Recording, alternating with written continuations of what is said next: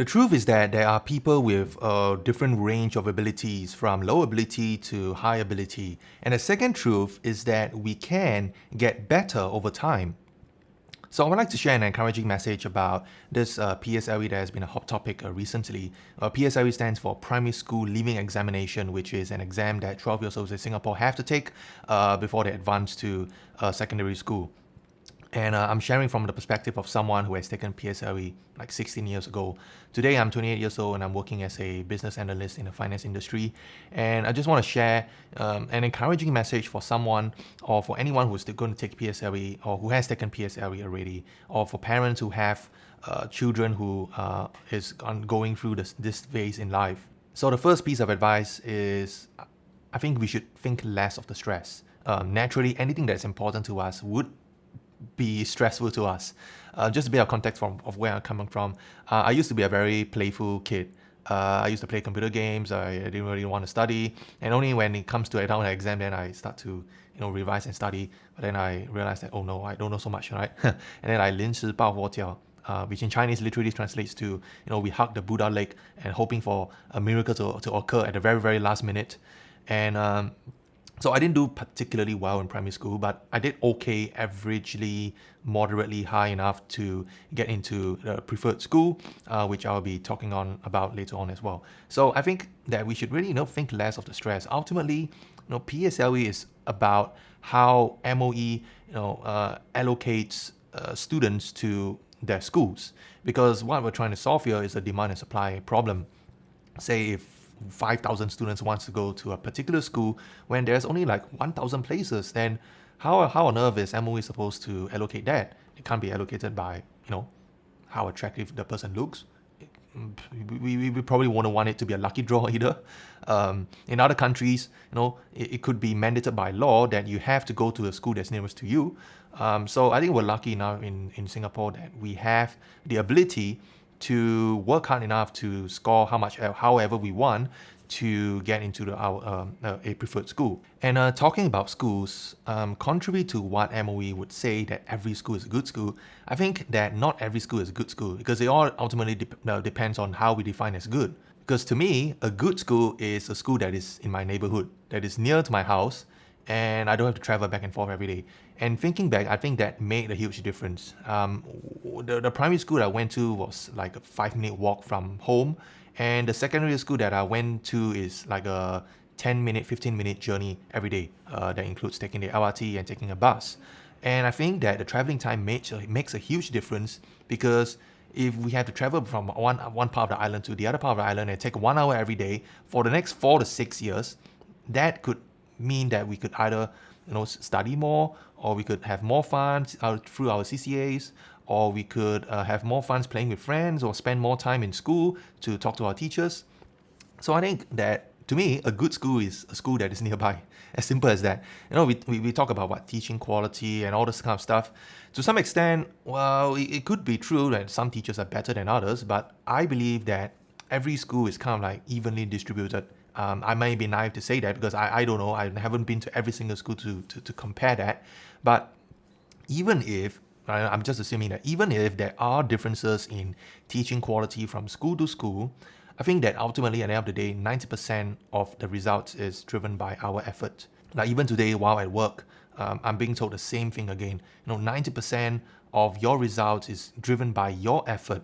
10% maybe it's by your environment, by the people you work with, by the kind of job that you're in. It's a very small part, and the bulk of it is how much we really want to do it. And I have to motivate myself that if I want to go into a good school, or if I want to go into that school that's like 5 minutes away, and that school has like high benchmark, then I better work really hard so that I can get into that school. But at the end of the day, even if we don't do well in PSLE, I think that we shouldn't brood over it, because it's just the first measurement of us in life. There are so many other things that we could do in life as well, and it is an imperfect tool, right? I think we should recognize that, because it only measures our problem solving abilities. It doesn't measure our character. It doesn't measure our attitude.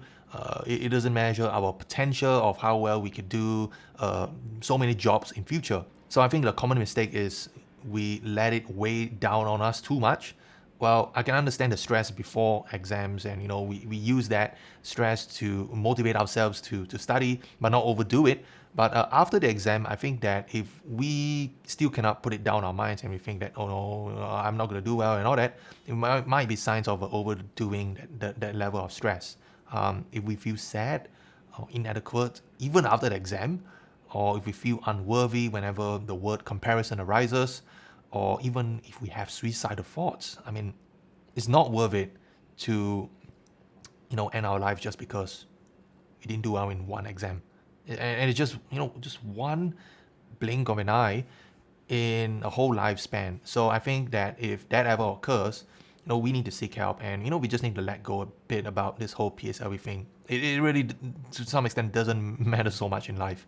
The second piece of advice I wish I knew is that some questions are going to be harder than others. And this whole debate about PSLE is too hard for 12 years old is maybe a bit misinformed, from mostly driven by the parent side, because parents measure the difficulty of the paper by their own ability to solve the problem. Even I myself, when I look at a PSLE question, I'm like stumped. But I think that, looking from an objective standpoint, it's not very accurate to measure the difficulty, because we did not have the fresh experiences of students who have done drills and mental problems for the past 6 to 12 months just to prepare for this exam. As a student, if I had gone through 6 to 12 months of preparation and drills and problem sums and tests and all that kind of stuff, I would be approaching the PSLE with a stronger mindset that, okay, I've done so many things, I've prepared myself on all these things, I've seen so many kind of problems, I've learned from so many mistakes. Now I think I can take on the challenge. Compared to a parent or even me, like as a working adult, who haven't done PSLE, who haven't done math problems for maybe 5 years or so, 10 years or so, because we hardly use math at work. I mean, like mental math models. Then if you throw me that problem, I'll be like, okay. Let's recall what we learned in primary school, and then I'm like, oh, I can't recall what I learned. Then it obviously it's going to be difficult, right, for me to solve the problem. But I was eventually able to solve, that strange problem about what coins and that circus thing. I eventually, I myself, couldn't solve the problem in a primary school way, because having gone to high school, I was, I have no idea how to solve it unless I use algebra, which I know it's kind of like semi-illegal in primary school, because we technically didn't learn algebra. So I was amused, and I thought I had a pretty good entertaining time to crack myself at solving the problems, because when I eventually looked at the solutions posted up by other people, I'd be like, man, that is a very elegant way to solve the problem. And when I say elegant, it means it's a very simple yet effective way to solve the problem. And I think that if 12 years old, if we can train ourselves to have that ability to solve problems in a very simple, easy, it almost seems so too easy to be true kind of way, I think that would be magical, and that would be so useful in life.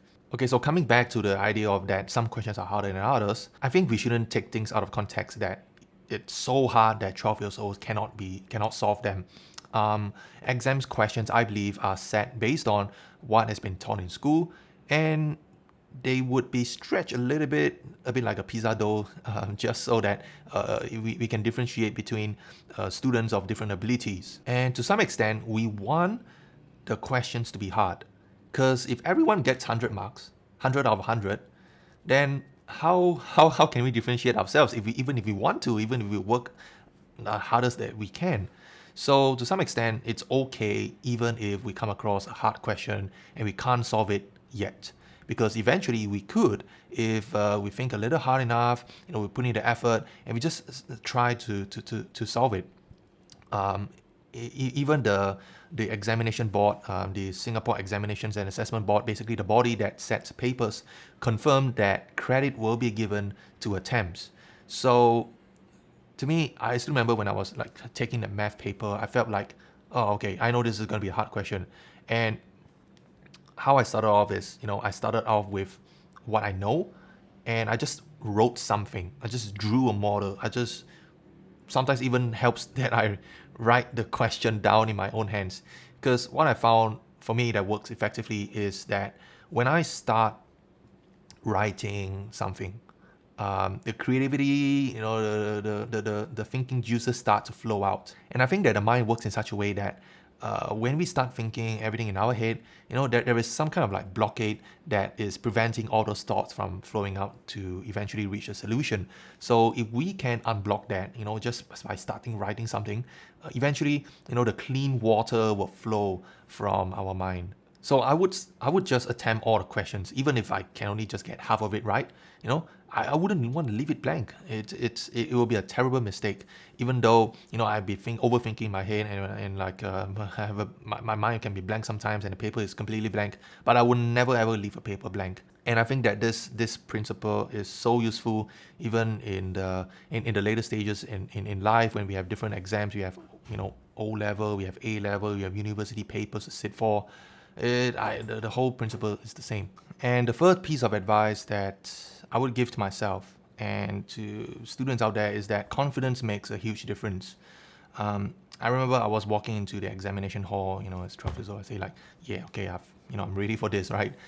Versus, like, I could imagine a different reality if I went in feeling sad and fearful that I'm going to face difficult problems for sure. When we are confident of ourselves, we would think more clearly of our problems. And I think that confidence comes from all the preparations that we've done before in the past already. It's not necessarily confident that we can solve all the problems. We can just gain confidence from the fact that we have already done all that we could, and we're here to give it all our best. And I think that will make a huge difference to solve the problems that we otherwise couldn't if we had a different mindset. So I would treat it as a fun challenge, that every question has a solution, and all I need to do is just to find it. It's just like hide and seek, find the solution. So yeah, I hope that these advices would be helpful for you to set things into perspective and not overthink too much about the stress. Live life happily. PSLE is just one part of life. There's just so much more to look forward to, and I hope that everyone does well for PSLE. And while making this video, I thought that I probably want to do another video soon about some of the exam strategies that I've used consistently that have paid off very well in my whole academic journey. So if you'd like to see more videos, let me know. Hit subscribe if you want to, and I'll see you in my next video.